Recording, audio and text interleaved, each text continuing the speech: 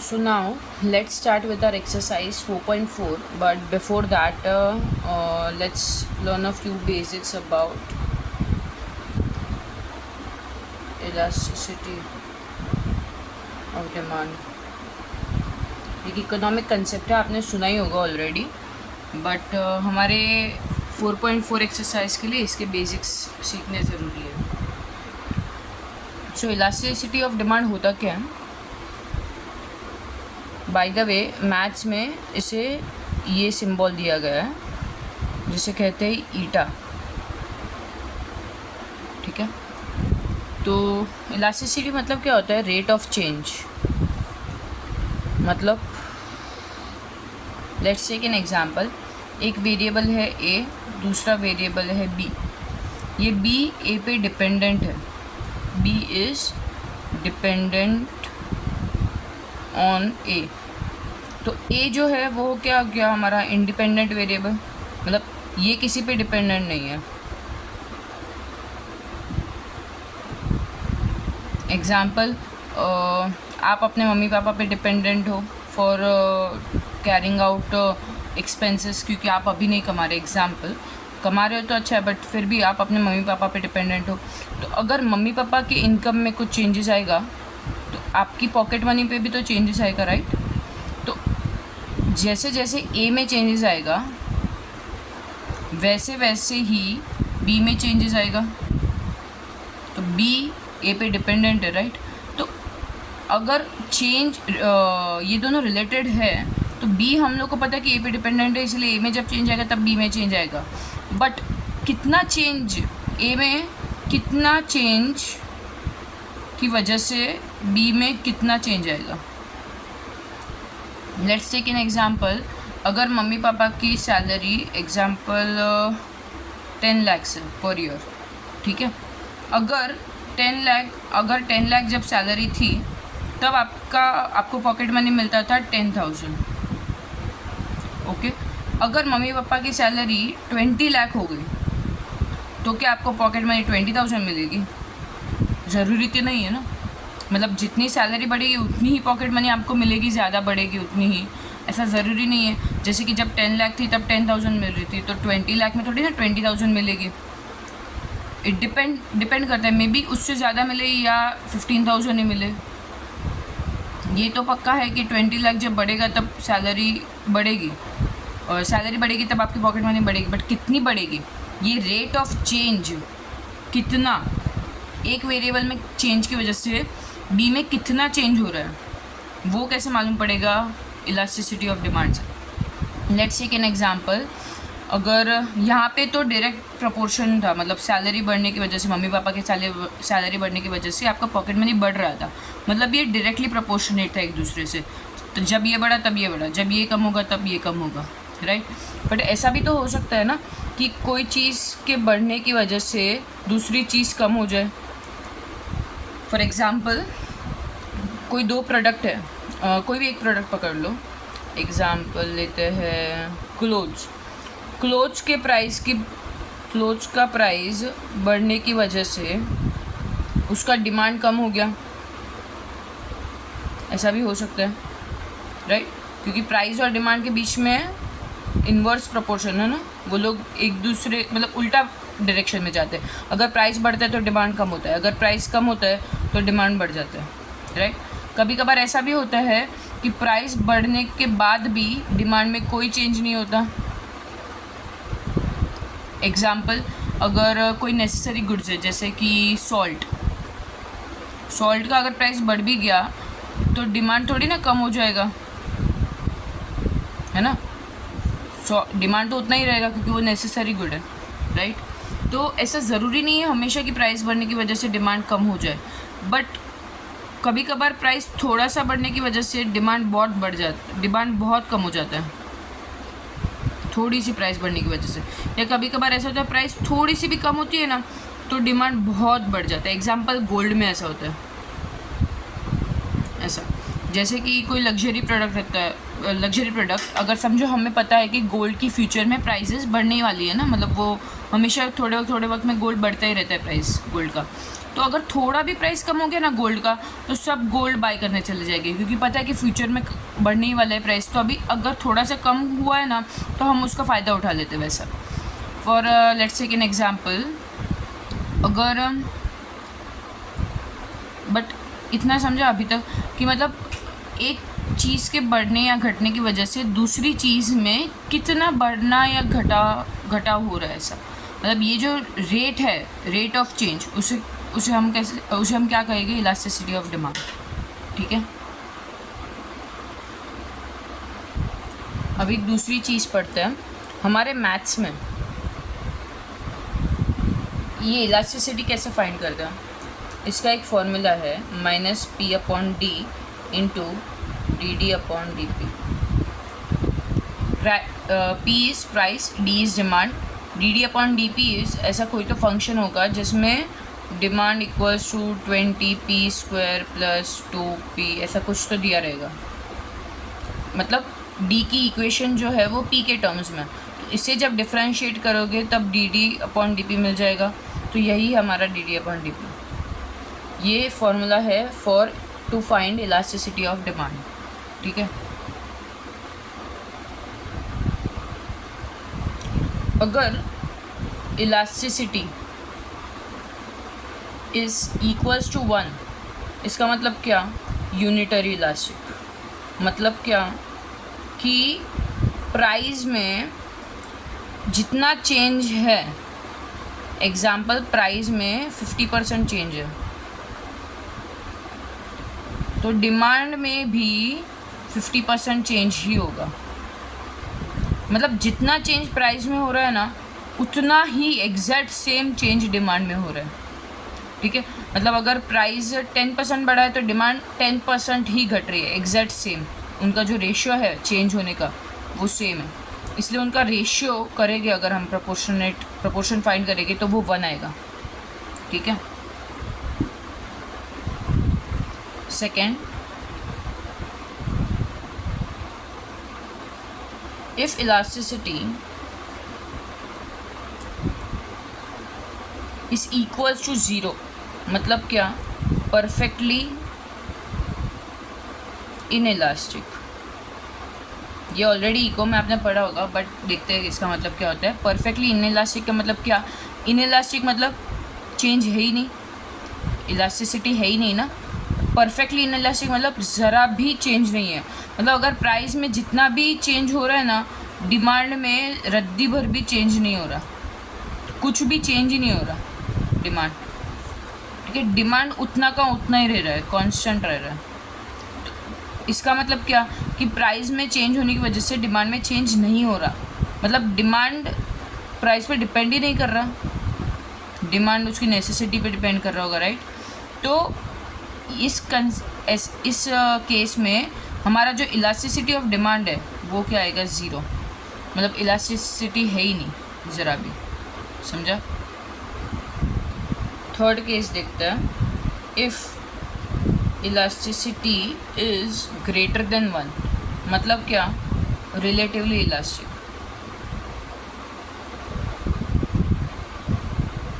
इसका मतलब क्या होता है, ग्रेटर देन 1 है ना, मतलब अगर प्राइस में जितना चेंज है, जितना चेंज, उससे ज़्यादा चेंज डिमांड में हो रहा है कंपैरेटिवली। मतलब अगर प्राइस 20% अगर बढ़ रहा है ना, तो डिमांड 50% कम हो जा रहा है, समझा। मतलब प्राइस में जितना चेंज है ना, उसके कंपैरेटिवली डिमांड में ज़्यादा चेंज हो रहा है। मतलब डिमांड में जो चेंज आ रहा है is more than the change in price. उसमें क्या आएगा, हमारा इलास्टिसिटी ग्रेटर देन 1 आएगा जब प्रपोर्शन करेंगे, जैसे कि 50/20, तो ग्रेटर देन 1 आया ना। तो इस केस में हमारा elasticity is greater than 1, therefore it is called as relatively elastic. Fourth concept देखते हैं, if elasticity is less than 1, मतलब क्या, रिलेटिवली इनइलास्टिक। मतलब अगर प्राइस में थोड़ा सा चेंज है, ठीक है, प्राइस में इतना चेंज है, ठीक है, बट इसकी वजह से डिमांड में एकदम थोड़ा सा चेंज है, एकदम थोड़ा सा कंपैरेटिव। मतलब अगर प्राइस 20% बढ़ गया प्राइस, तो डिमांड सिर्फ 5% ही कम हुआ, समझा? मतलब इतना ज़्यादा चेंज नहीं हो रहा डिमांड में प्राइस के कंपैरेटिवली। इसे हम कहेंगे, मतलब इसमें क्या होएगा रेशियो 5/20, मतलब ये 1 से कम आएगा, 0 पॉइंट समथिंग आएगा, है ना? तो इस केस को कहते हैं रिलेटिवली इनइलास्टिक। मतलब डिमांड में जितना चेंज है ना is very less as compare to the change in price. Got it? इसे लिख लो, फिर नेक्स्ट कंसेप्ट पढ़ते हैं। अब एक नई चीज़ पढ़ते हैं, RA और RM। RA क्या होता है? एवरेज रेवेन्यू, और RM क्या होता है? Marginal revenue.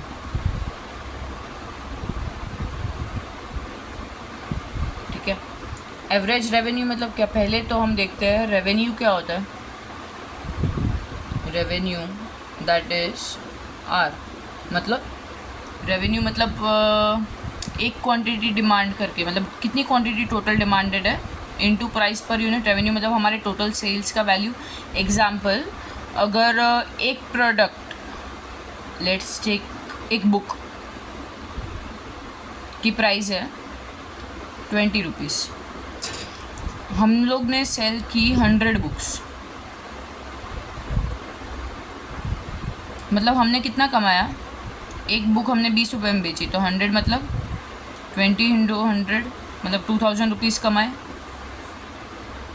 तो 2000 जो है वो हमारा क्या हो जाएगा? रेवेन्यू। तो रेवेन्यू का फॉर्मूला कैसे आया?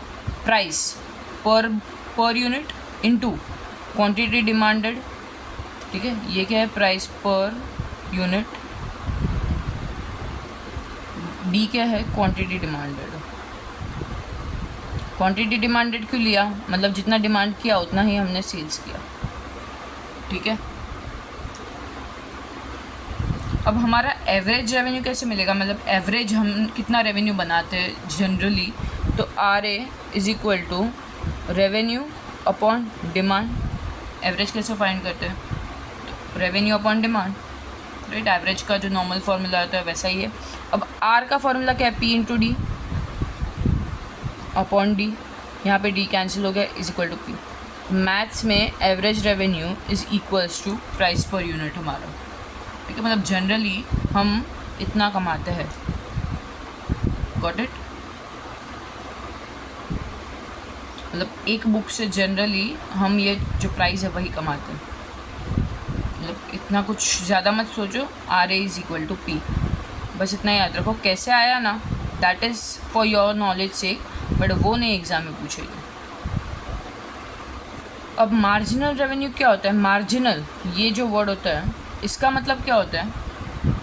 मार्जिनल मतलब 1 एक्स्ट्रा, ऐसा याद रखो। 1 एक्स्ट्रा मतलब, लेट्स टेक एन एग्जांपल, अगर आप 10,000 शर्ट्स प्रोड्यूस करते हो एज अ मैन्युफैक्चरिंग कंपनी, ठीक है, 10,000 शर्ट्स बेच रेगुलरली हर साल 10,000 शर्ट्स बेचने की वजह से आपको 1 लाख का रेवेन्यू जनरेट हो रहा है। मतलब आप एक शर्ट में भी 10 रुपीज़ में बेच रहोगे, नहीं 10 लाख लेते, चलो 10 लाख रेवेन्यू जनरेट हो रहे हैं। ठीक है, अब 10,000 1 शर्ट, ये एक एक्स्ट्रा शर्ट बेचने की वजह से कितना एक्स्ट्रा रेवेन्यू जनरेट होगा?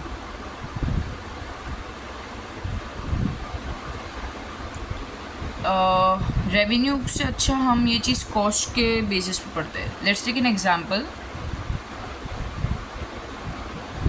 आपका मैन्युफैक्चरिंग जो कंपनी है, मैन्युफैक्चरिंग कंपनी, ठीक है, जो फैक्ट्री है, उसका लिमिट है प्रोड्यूस करने का 5,000 शर्ट्स पर बैच, एंड 1 ईयर में 12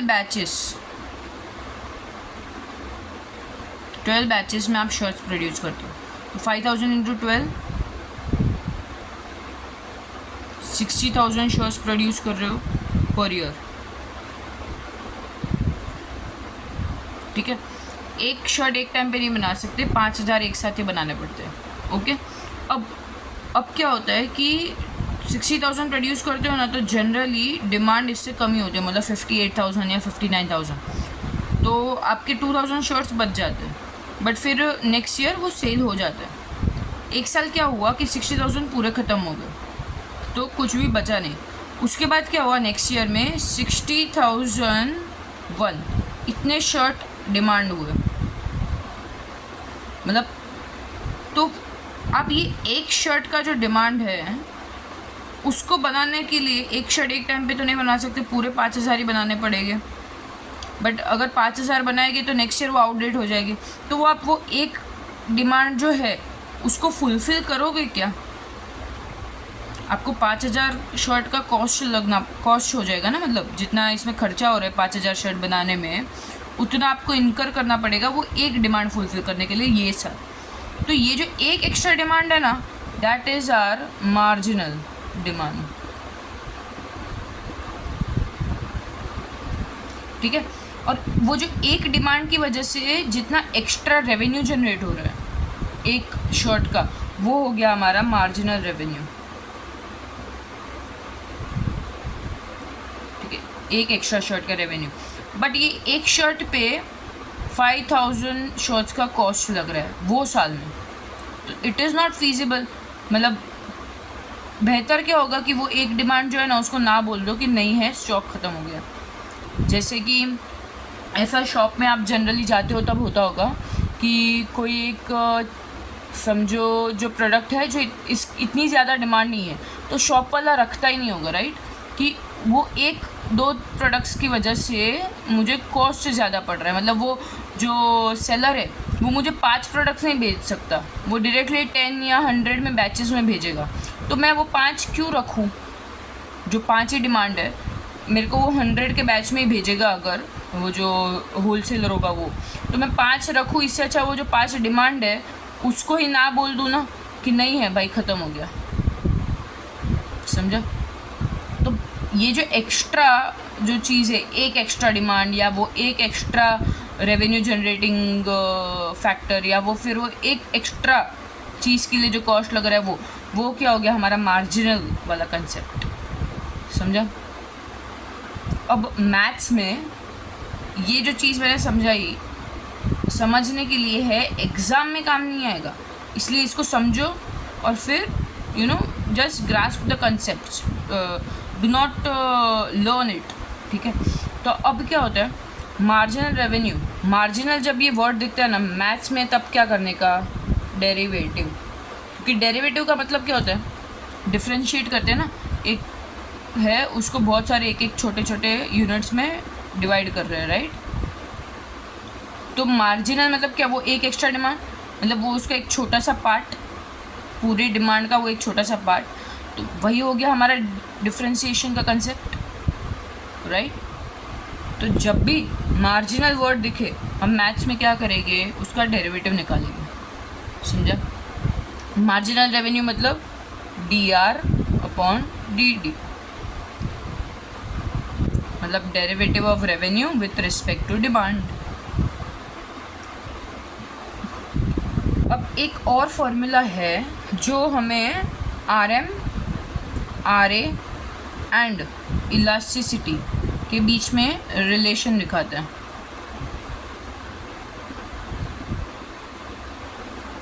relation between marginal revenue, average revenue and elasticity.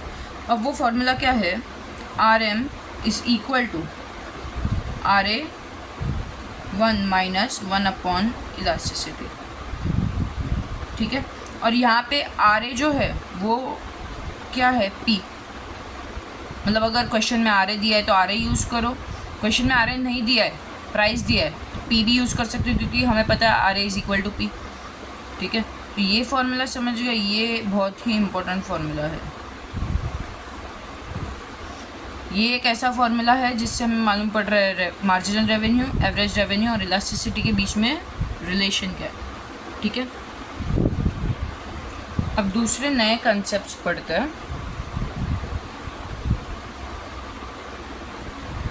APC, MPC, ठीक है, एपीएस और एमपीएस, ये क्या होता है?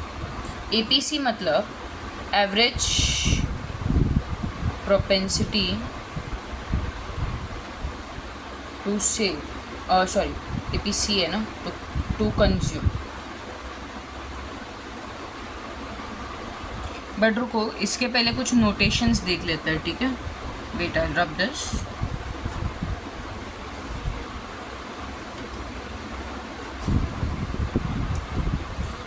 फर्स्ट नोटेशन इज हमारा ईसी, मतलब क्या?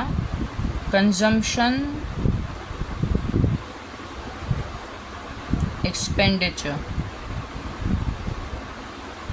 मतलब हमारी जो लेट्स टेक एन एग्जांपल, हमारी जो 10,000 इनकम आ रही है, हम कुछ तो काम कर रहे हैं और हमें सैलरी मिल रही है 10,000। ठीक है, उसमें से 10,000 में से हम 8,000 मंथ के गुड्स खरीदते हैं, जैसे कि ग्रोसरीज हो गया या कुछ भी, मतलब कुछ भी हो सकता है। 8,000 का खर्चा, रेंट हो गया, जो भी है। तो वो जो 8,000 है वो हमारा एक्सपेंडिचर है। तो उससे हम क्या कर रहे हैं, जो कंजम्पशन गुड्स है वो खरीद रहे हैं। तो वो जो है 8,000 वाला part, that is our consumption expenditure. ठीक है, दूसरा notation is X, that is I, which is our income. Income के लिए या तो क्वेश्चन में एक्स डिनोट होगा या तो आई। ठीक है, थर्ड नोटेशन है एस, मतलब क्या? हमारा savings. Let's take an example, हमारा 10,000 इनकम है, उसमें से 8,000 हमारा खर्चा हो रहा है, मतलब एक्सपेंस कितना हो रहा है? 8,000। तो बचा कितना? 2,000। ये 2,000 क्या करेंगे हम? सेविंग्स, है ना। तो इससे फॉर्मूला हमें क्या मिल गया? इनकम 10,000 इज इक्वल्स टू हमारा कंजम्पशन एक्सपेंडिचर प्लस सेविंग्स। या फिर ऐसे भी लिख सकते हैं, X is equal to E C plus S. I की जगह पे एक्स भी हो सकता है। ठीक है, ये नोटेशन समझ आ गए। अब एपीसी, एमपीसी, एपीएस और एमपीएस पढ़ते हैं। ठीक है, पहले तो एपीसी मतलब क्या? Average propensity to save.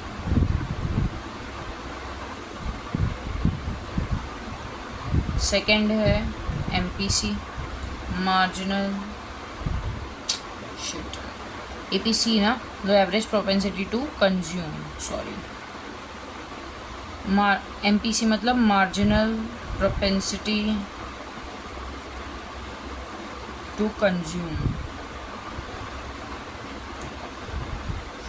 EPS मतलब average propensity to save. MPS marginal propensity to save. अब एक एक करके हर एक चीज़ पढ़ते हैं। ठीक है, this is the last part for 4.4 exercise के बेसिक्स के लिए। ठीक है, ये प्रोपेंसिटी वर्ड पहली बार सुना होगा ना। प्रोपेंसिटी मतलब क्या होता है कि नेचुरल टेंडेंसी या एक नेचुरल अपना जो बिहेवियर होता है वो। तो एवरेज प्रोपेंसिटी टू कंज्यूम मतलब क्या? कि हमारा एवरेज में हम मतलब क्या हमारा एवरेज बिहेवियर है कंजम्पशन करने का।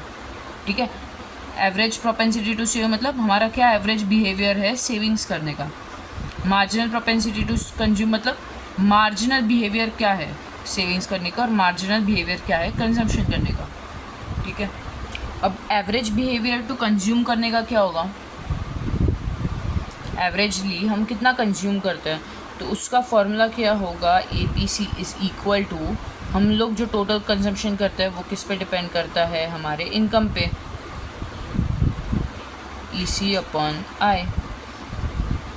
तो ये एवरेज का फॉर्मूला हो गया। मतलब जो हमारा एक्सपेंडिचर है वो किस पे डिपेंड करता है, इनकम। जनरली हम कितना एक्सपेंडिचर करते हैं वो किस पे डिपेंड करेगा, हमारी जनरली कितनी इनकम है, राइट।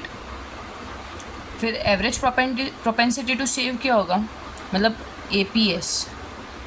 जनरली हम कितने सेविंग्स करते हैं वो भी किस पे डिपेंड करता है, हमारी इनकम पे। मतलब सेविंग्स इनकम का ही पार्ट है, कंजम्पशन भी इनकम का ही पार्ट है, तो ये दोनों ही किस पे डिपेंड कर रहे हैं, हमारी इनकम पे। एवरेजली हम कितना सेव करते हैं, S/I। एवरेजली हम कितना कंज्यूम करते हैं, EC/I, ठीक है। नाउ वी नो दैट हमारा इनकम क्या होता है, इनकम इज़ हमारा एक्सपेंडिचर प्लस सेविंग्स। मतलब अगर 10,000 इनकम है उसमें से 8,000 खर्चा किया और 2,000 सेव किया, राइट। अगर इसी इक्वेशन को डिवाइड बाय I कर दे, डिवाइडिंग बाय I, तो क्या मिल जाएगा, I/I is equal to EC/I plus S/I।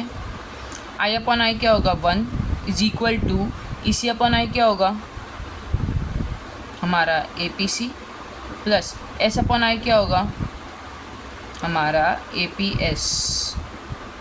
तो एक और फॉर्मूला मिल गया, APS प्लस APC क्या होगा, हमेशा 1।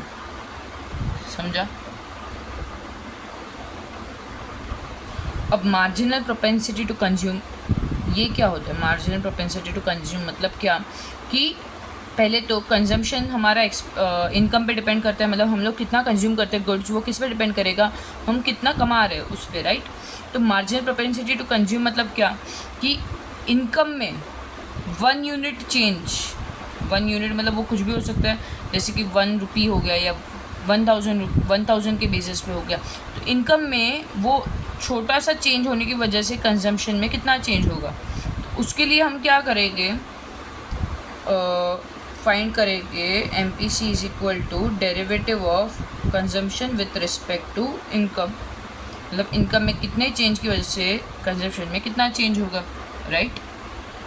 या ऐसे भी लिख सकते हैं कि डेरिवेटिव ऑफ EC/DX, क्योंकि x को हम डिनोट करते हैं, इनकम को डिनोट करते हैं या तो I से या तो x से, राइट। अब MPS क्या हो गया, कि हमारे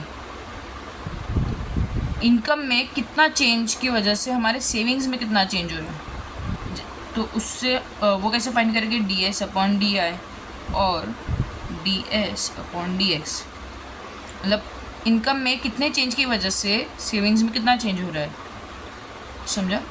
मतलब जब भी मार्जिनल वर्ड यूज़ हो रहा है ना, तब हम क्या फाइंड करेंगे, डेरिवेटिव, ओके। एक और फॉर्मूला जैसे यहाँ पे था वैसा ही। अब वी नो दैट हमारा इनकम क्या होता है, हमारा कंजम्पशन एक्सपेंडिचर प्लस सेविंग्स। अगर इस इक्वेशन को डिफरेंशिएट करेंगे, differentiating with respect to x, ठीक है, जो I है वही हमारा x है ना। लेट्स I को हम इनकम को x की तरह लिखते हैं, ठीक है। तो क्या आ जाएगा यहाँ पे, dx with respect to x is equal to derivative of EC with respect to dx plus derivative of s with respect to dx, ठीक है। Derivative of x with respect to x क्या होता है, 1। Derivative of EC with respect to x क्या होता है, MPC। और derivative of savings with respect to x क्या होता है, हमारा MPS। तो हमें और एक फॉर्मूला मिल गया, MPC plus MPS is equal to 1, ठीक है। इतना समझ गया, इतना लिख लो, फिर आगे एक्सरसाइज कंटिन्यू करते हैं। द कंसेप्ट्स जो हमें चाहिए था, ज़रूरी था सीखना for exercise 4.4 are done, okay.